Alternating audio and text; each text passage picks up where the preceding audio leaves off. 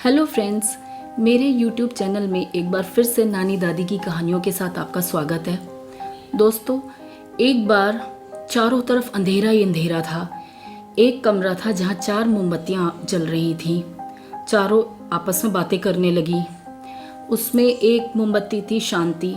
उसने बाकी मोमबत्तियों से कहा, यार हर तरफ लूटखोरी, चोर बाजारी, धोखाधड़ी सब कुछ देख के ना मेरा मन तो बड़ा दुखी हो गया है और अब मैं नहीं जल सकती। फिर ऐसा कह के वो बुझ गई।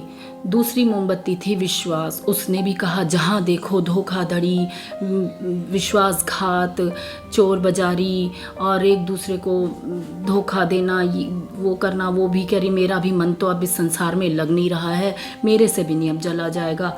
वो मोमबत्ती भी बुझ गई। तीसरी मोमबत्ती जो प्रेम थी, उसने कहा, मेरी भी अब कहीं पर जगह नहीं बची।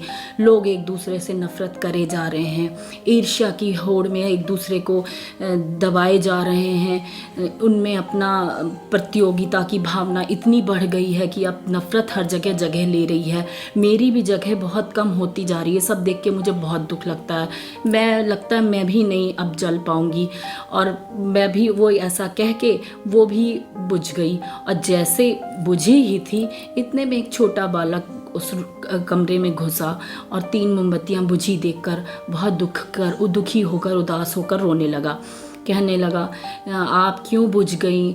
मैं क्या करूँगा? मैं कैसे अब क्या करूँगा? मेरा कौन साथ देगा? तभी चौथी मोमबत्ती उससे बोली, जिसका नाम आशा था, बालक रो नहीं, मैं हूँ तुम्हारे साथ। मेरी मदद से तुम इन्हीं तीनों मोमबत्तियों को फिर से जीवित कर सकते हो।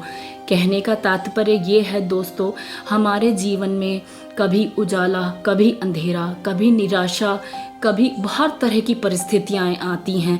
हम कभी उदास होते हैं, कभी खुश होते हैं, लेकिन हमें किसी भी परिस्थिति को ये नहीं मानना चाहिए, चाहे निराशा की हो, चाहे असफलता की हो, चाहे हम कितने असफल हो जाएं। आपने बड़े बड़े उदाहरण देखे होंगे, जो लोग सबको चीरते हुए आगे निकले हैं, वो कितनी बार असफल हुए हैं, निराश हुए हैं।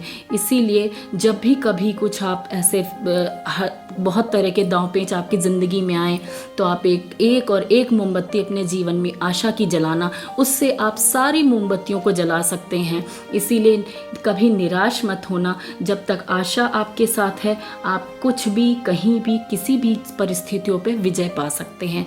इसी तरह की एक और कहानी के साथ मैं अपने चैनल में फिर से मिलूंगी आपके साथ। Bye bye.